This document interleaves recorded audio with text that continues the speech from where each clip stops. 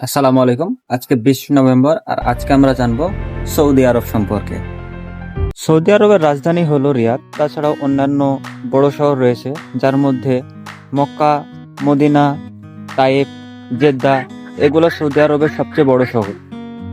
এ দেশের শাসন ব্যবস্থার নাম হলো রাজতন্ত্র। সৌদি আরব হলো ইসলামের জন্মভূমি।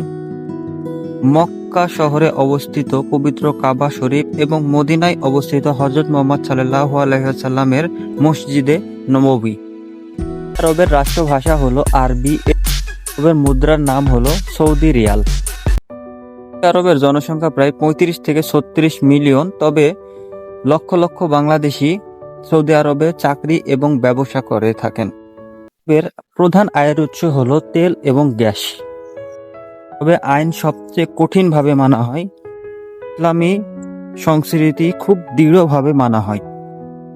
এদেশের আয়তন হলো 21.5 লক্ষ বর্গ কিলোমিটার, যা মধ্যপ্রাচ্যের সবচেয়ে বড় দেশ।